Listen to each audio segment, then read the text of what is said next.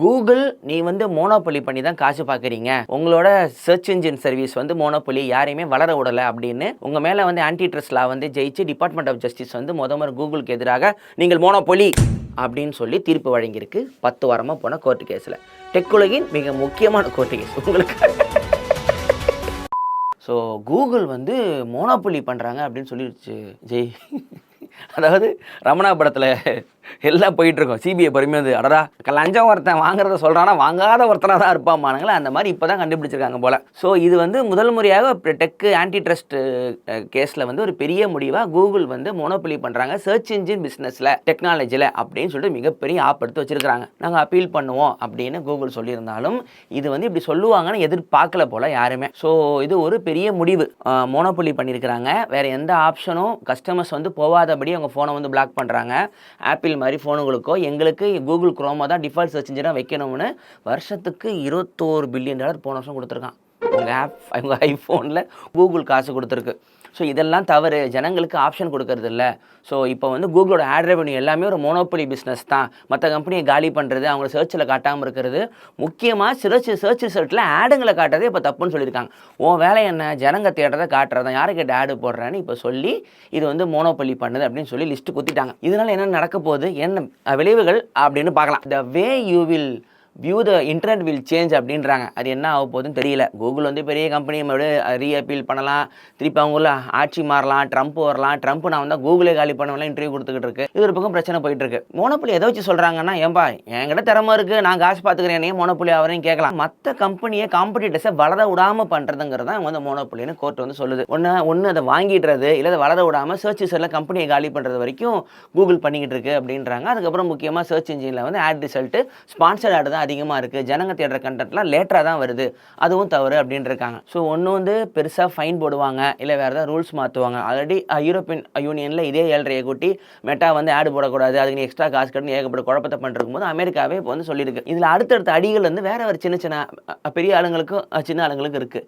இப்போ அடுத்து ஆப்பிளுக்கு வருவோம். ஸோ கூகுள் வந்து வருஷத்துக்கு $18 பில்லியன் கிட்ட $21 பில்லியன் வரைக்கும் காசு கொடுத்து உன்னை சஃபாரியில் சர்ச் பண்ணால் கூகுள் வந்து டிஃபால்ட்டாக வரா மாதிரி வச்சுக்கோங்கிறது காசு கொடுக்குது.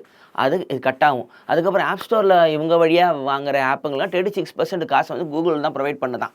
ஸோ அதனால் இது ஏதாவது கூகுளுக்கு அடி விழுந்துச்சுன்னா ஆப்பிளுக்கு வர ரெவன்யூ வந்து கட் ஆகும் அப்படின்றாங்க.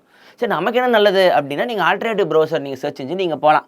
பிரேவ் இருக்குது, மோசிலா இருக்குது, அதுக்கப்புறம் விவால்டி இருக்குங்களாம். ஆனால் கூகுளில் இருக்கிற ஹெட் என்ன சொல்கிறாரு, அதெல்லாம் இல்லை, ஜனங்க தெரிஞ்சு தான் கூகுளுக்கு வராங்க, அதெல்லாம் ஒன்றும் கிடையாது, நாங்கள் நல்ல சர்வீஸை தரோம், இவங்க சொல்கிற கோர்ட்டு சொல்கிறது தப்பு அப்படின்னு இருக்காங்க. டெக் எக்ஸ்பர்ட்லாம் என்ன சொல்கிறாங்கன்னா, நீங்கள் வேறு ஆப்ஷன் போக விட்டாங்கடா உனக்கு எப்படி இருக்குன்னு தெரியும், ஓப்பன் வெப்னு சொல்லிட்டு இப்போ கூகுள் வெப்னு மாறி இருக்குது அப்படின்னு அவர் திட்டுறாரு. இவன் சொல்கிறான், நாங்கள் தான் காலையில் எந்திரிச்ச உடனே மைண்ட் எடுத்தோடனே கூகுள் பண்ணலாம் தான் உங்களுக்கு தோணுது, அப்போ நாங்கள் நல்லா தான் எங்கள் வேலையை பார்க்குறோம் அப்படின்னு கூகுள் பக்கம் சொல்கிறாங்க. இது ஒரு பக்கம் போகுது. அடுத்து சம்மந்தமே இல்லாத ஒருத்தன் வந்து ரொம்ப பிடிச்ச ஒரு புல்லை வந்து அடி வாங்க போகுது, மோசிலா Firefox. Not for profit company மோசிலா நமக்கு தெரியும், ஆனால் அதுக்கு பெரிய ஒரு ஃபண்டிங் வந்து கூகுள் தருதுங்கிறது இப்போ தான் நான் படிக்கும்போது தெரிஞ்சுக்கிட்டேன். $560 மில்லியன் 515 ஏதோ 85% அமௌண்ட் வந்து கூகுள் வந்து மோசிலாவில் வர ஆட் ரெவன்யூ கூகுள் வழியாக வந்தால் காசு தருது போல். இப்போ கூகுளுக்கு இந்த ரூல் மாறுச்சுன்னா 85% ஆஃப் ரெவன்யூ மோசிலாவுக்கு வந்து கட் ஆகும். இப்போ மோசிலா அடுத்து எப்படி ஆப்ரேட் ஆக போகுதுன்னு தெரியல அப்படின்றாங்க. மோசிலாவோட சிஇஓ இப்போ தான் கீழே வந்து ஒரு நிறைய பேர் வேலையை விட்டுலாம் அமிச்சாங்க. போன வருஷம் ஏகப்பட்ட பிரச்சனை கம்பெனி வர இருக்குது. இப்போ மோசிலா என்ன சொல்கிறதுனா, we will stand for the privacy, இந்த கேஸை நாங்கள் ஃபாலோ பண்ணிட்டு என்ன ஆகுதுன்னு பார்ப்போம் அப்படின்னு சொல்லிட்டு அவனை கையை வச்சுக்கிட்டு இருக்கான். இதில் நம்ம 2 பேருக்கு சண்டை குறுக்கால இவன் யாரா மாதிரி சைலண்ட்டாக லாபம் பார்க்க போகிறது யாருன்னா மைக்ரோசாஃப்ட் அப்படின்றாங்க. மைக்ரோசாஃப்ட் பிங்கு கொண்டாந்தான், ஏஐ கொண்டாந்தான். ரொம்ப வருஷமாக கூகுளோட வளர்ச்சியில் வெப்பு பக்கம் பெருசாக பண்ண முடியாமல் போனது மைக்ரோசாஃப்ட் தான். இப்போ ரொம்ப வருஷமாக அந்த கேஸை ஃபாலோ பண்ணுறது அவன் தான். இந்த ரூல் சேஞ்சால் மைக்ரோசாஃப்ட் திருப்பி மேலே வர்றதுக்கும் பிஞ்சு வந்து எல்லாருக்கும் அவன் நிறைய இடத்துல அதை வந்து டிஃபால்ட் சர்ச் இன்ஜின் ஆக்கிறதுக்கான சான்ஸும் மைக்ரோசாஃப்ட் இருக்குது அப்படின்னு பேசுகிறாங்க. ஸோ இந்த மாதிரி கூகுளுக்கு வந்த அடி வந்து அடுத்தடுத்த கம்பெனிங்களுக்கு பெருசாக பாதிப்பாக வர மாதிரி இப்போ இருக்குது. இது வந்து கமலா ஹாரிஸ் வந்து ஒரு இது டெக்கு பப்பட் அப்படின்னு சொல்லிட்டு விவேக் ராமசாமி ஆப்போசிட் ஆள் வந்து அவர் சொல்லியிருக்கிறாரு. இது அரசியலாகவும் இந்த விஷயத்தை வந்து பெரிய விஷயமா பேசுகிறாங்க. ஏன்னா கவர்மெண்ட் தான் உங்களுக்கு வந்து சப்போர்ட் பண்ணுச்சு, பெருசாக போச்சு. ஒரு லெவலில் வேறு கவர்மெண்ட்டை விட அங்கே பெருசாக வருவாங்கன்னு தெரிஞ்சதுக்கப்புறம் தான் இந்த பேனிக்கெல்லாம் காலங்காலமாக கேஸ் போடுறாங்க. நாங்கள் எல்லா வழியிலும் சொல்லியிருந்தோம்.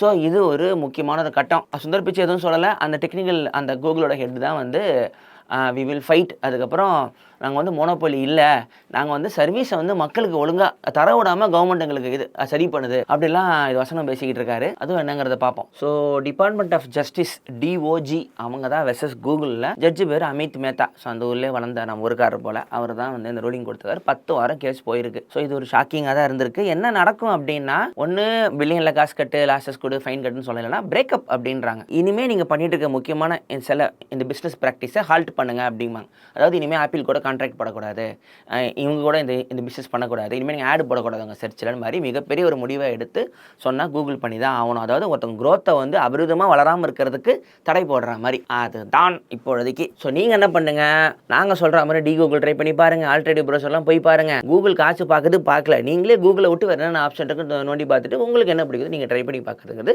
மெட்டாமேகி காலங்காலமாக சொல்லிட்டு இருக்கோம். ஸோ இந்த நியூஸ் இது எப்படி போகுது, கூகுள் என்ன மாதிரி டேக்கிள் பண்ணுது, கோர்ட் என்ன மாதிரி திட்டுது, சுந்தர் பிச்சை ஜெயிலுக்கு போகிறாரு அப்படிங்கிறத நம்ம பொறுமையாக பார்க்கலாம். அதெல்லாம் போக மாட்டார், ஏன் போகிறாரு? லைக் பண்ணுங்கள், ஷேர் பண்ணுங்கள், சப்ஸ்கிரைப் பண்ணுங்கள், மெம்பர் ஆகுங்க மெட்டாமேகிஸ். நாங்கள் மஸ்டர்டானில் இருக்கோம்.